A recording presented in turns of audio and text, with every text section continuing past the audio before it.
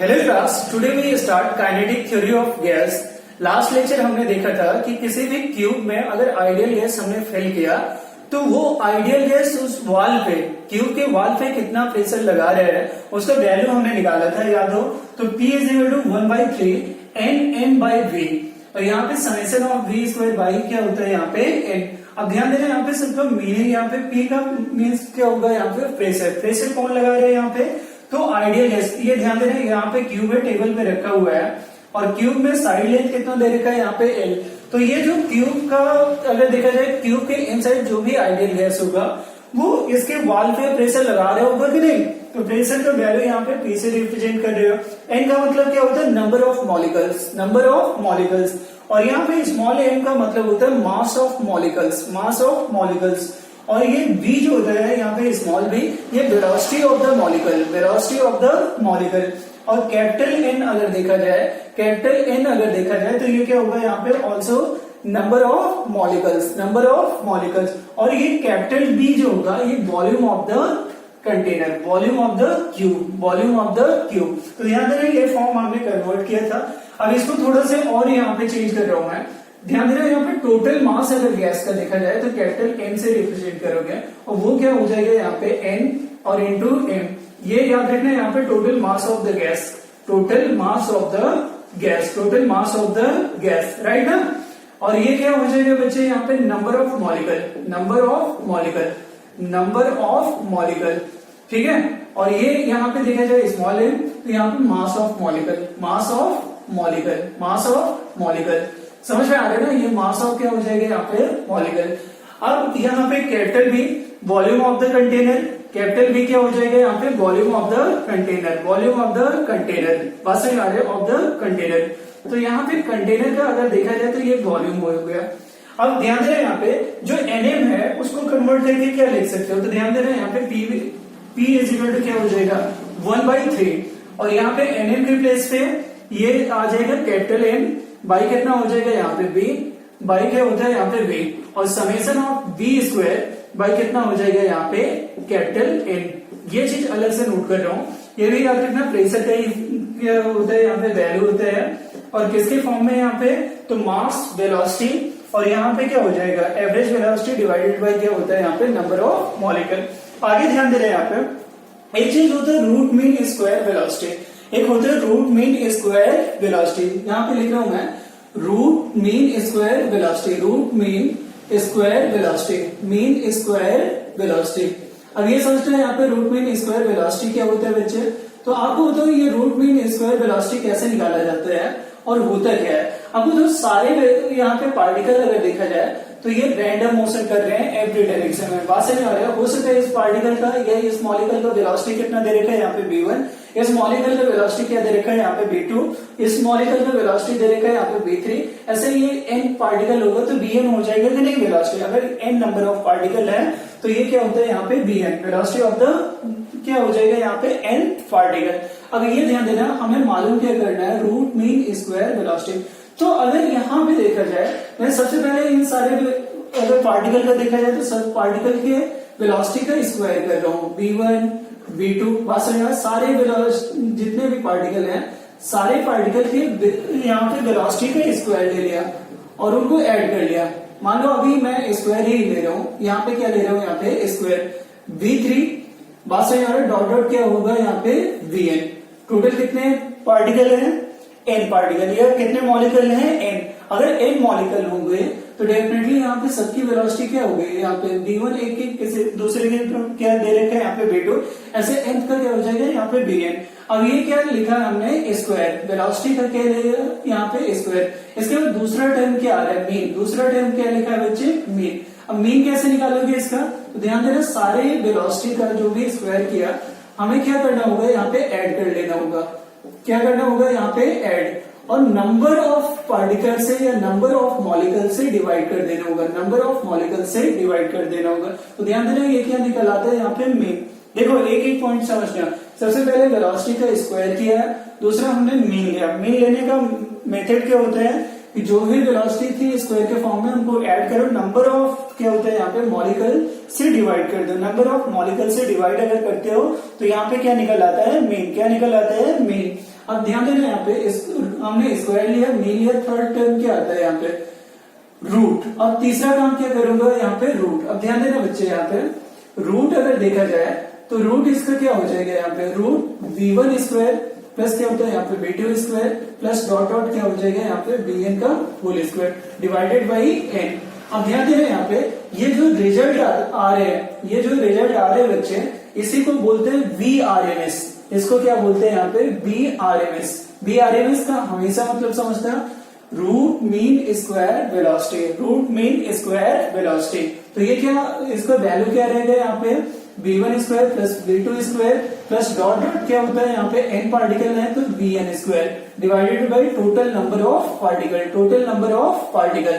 तो ये ध्यान देना, ये चीज मैंने जो लिखा है इसका मतलब क्या होता है, तो डेफिनेटली यहाँ पे इसका मीनिंग होता है रूट मीन स्क्वायर वेलोसिटी। अब समझोगे कैसे, तो हमने सबसे पहले स्क्वायर किया वेलोसिटी का, फिर मीन लिया, फिर रूट लगाया, जो रिजल्ट आया उसी को क्या बोलते हैं अपन VRMS या root mean square velocity, root mean square velocity. ये हमेशा याद रखना, उसको क्या बोलेंगे रूट मीन स्क्वायर वेलोसिटी। अब ये ध्यान देना, ये सारे वेलोसिटी का अगर देखा जाए तो क्या इसको ऐसे यहाँ पे समेशन ऑफ, ध्यान देना बच्चे यहाँ पे समेशन ऑफ बी स्क्वायर लिख सकते हो कि नहीं। अरे सारे वेलोसिटी का समेशन का मतलब सारे वेलोसिटी का ऐड और डिवाइडेड बाई क्या हो जाएगा यहाँ पे एन।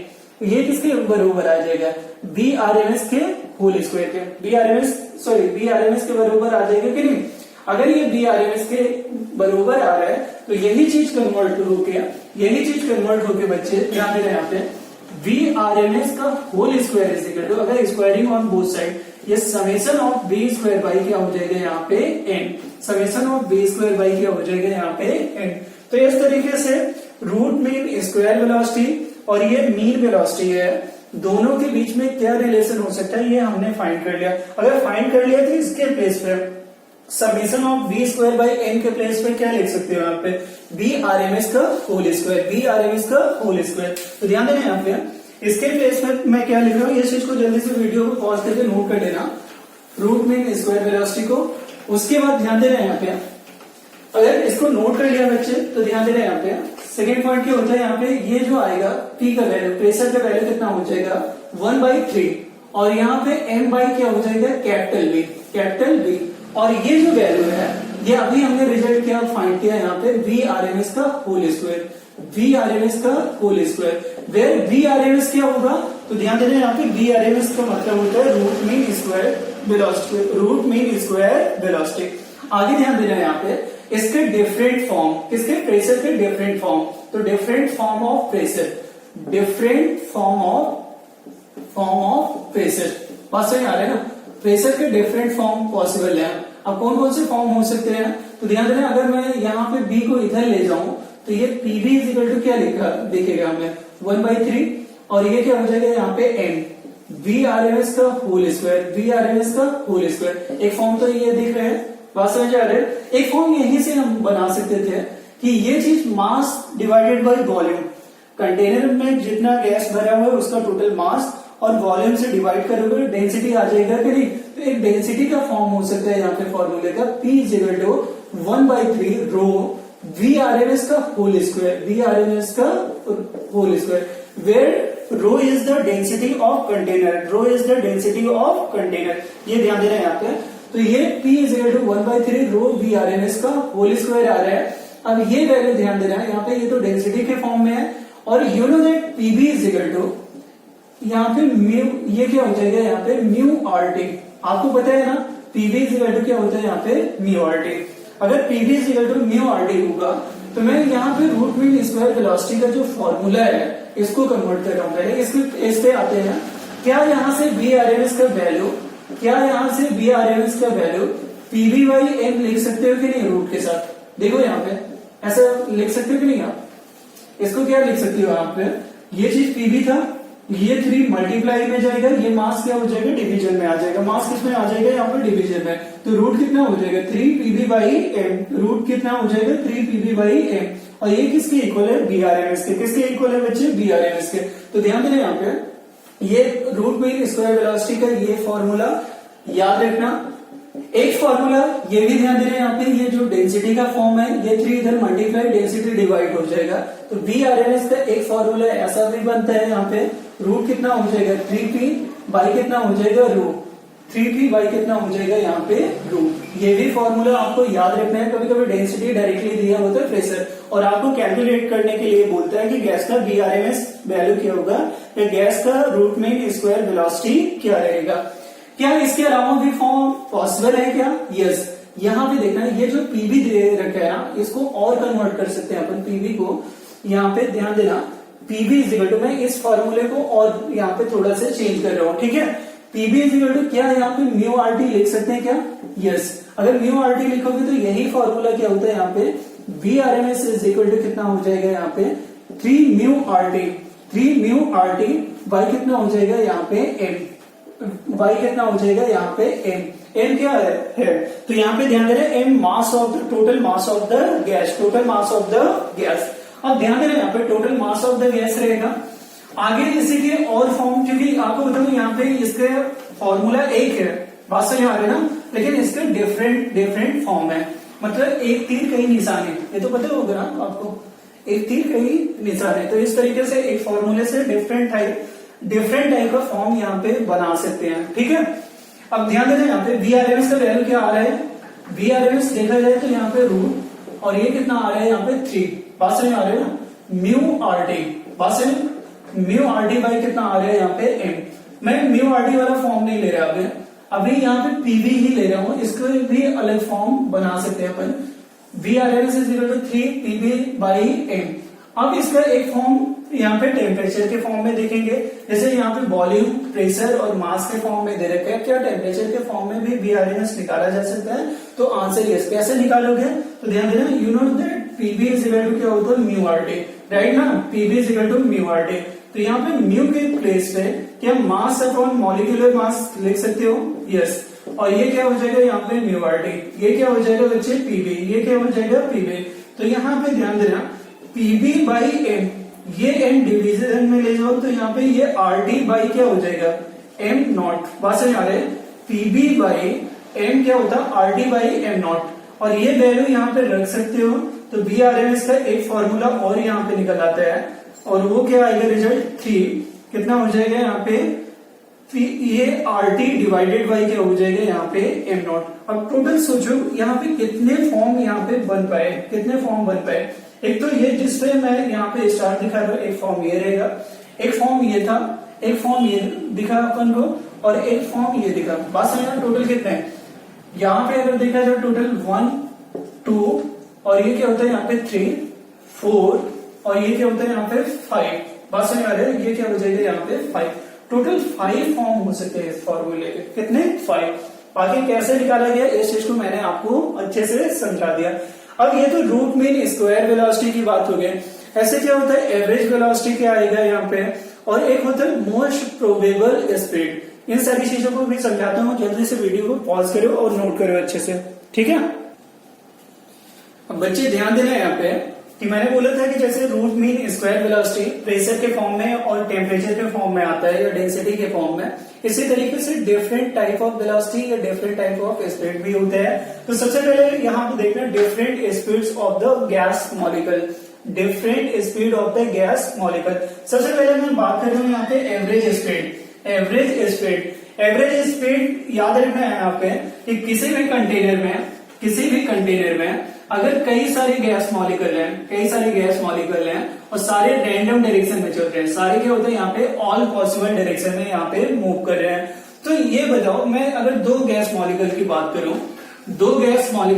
करूं, एक इधर को चल रहा है एक इधर को चल रहा है, ये 2 मीटर पर सेकेंड से और ये क्या होता है 2 मीटर पर सेकेंड से। तो आप बताओ यहाँ पे अगर इसका एवरेज निकालोगे तो एक प्लस के डायरेक्शन में चल रहा है, दूसरा माइनस के डायरेक्शन में, और टोटल नंबर ऑफ पार्टिकल कितने हैं 2। तो यहाँ पे कितना आएगा 0, कितना आएगा बच्चे 0। तो समझना है यहाँ पे जब वेलोसिटी की बात करते हो तो हमेशा याद रखना डायरेक्शन मैटर करता है। जब वेलोसिटी की बात अपन करते हैं तो डायरेक्शन यहाँ पे देखना होता है, और ये क्योंकि ऑल पॉसिबल डायरेक्शन में चल सकते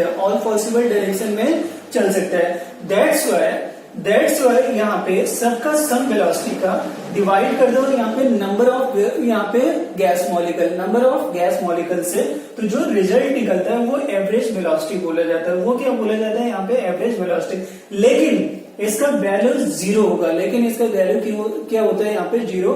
क्यों 0 होगा? तो मैंने यहाँ पे दो मॉलिक्यूल का एग्जांपल दिया कि एक मॉलिक्यूल 2 मीटर पर सेकंड से इस डायरेक्शन में चल रहा है और दूसरा क्या होता है यहाँ पे 2 मीटर पर सेकंड से क्या होता है यहाँ पे उसके अपोजिट चल रहा है। तो दोनों का सम करोगे तो वेलोसिटी बोल रहे हो, डायरेक्शन जरूर देखा जाएगा, डायरेक्शन देखा जाएगा तो एक पॉजिटिव साइन दूसरे के साथ नेगेटिव साइन, और divided by total number of molecule कितने हैं? 2, तो यहाँ पे 2 से डिवाइड किया, कैंसिल करके कितना रिजल्ट आ रहा है यहाँ पे? 0। कहने का मतलब एवरेज वेलोसिटी ऑलवेज भी 0 होता है, इसलिए हमेशा याद रखना है एवरेज वेलोसिटी 0 रहेगा। और एवरेज वेलोसिटी का एक सिंबल ये भी याद रखना है, यहाँ पे ऐसे अगर दिखा रहे हो तो ये भी क्या होता है? एवरेज वेलोसिटी का सिंबल होता है, या बी एफ लिख दो तब भी क्या होता है यहाँ पे? एवरेज वेलोसिटी का सिंबल रहेगा। नेक्स्ट क्या होता है? आरएमएस स्पीड, जो अभी डिस्कस किया और उसका यहाँ पे फॉर्म दिखाया है। आरएमएस स्पीड के बारे में आपने समझाया थोड़ी देर पहले, यहाँ पे रूट मीन स्क्वायर वेलोसिटी बोलते हैं, उसके यहाँ पे डिफरेंट फॉर्म। नेक्स्ट क्या होता है? क्योंकि अपन पढ़ के आ रहे हैं different speed of gas molecule, ये तो वेलोसिटी था, यहाँ पे बात कर रहे हैं स्पीड के, तो आरएमएस स्पीड का वैल्यू ये रहा average speed of molecule. Average speed of molecule, जब एवरेज स्पीड की बात कर रहे हो वेलोसिटी की नहीं, तो हमेशा याद रखना है यहाँ पे मैग्नीट्यूड देखना होता है। क्या देखना होता है बच्चे? मैग्नीट्यूड।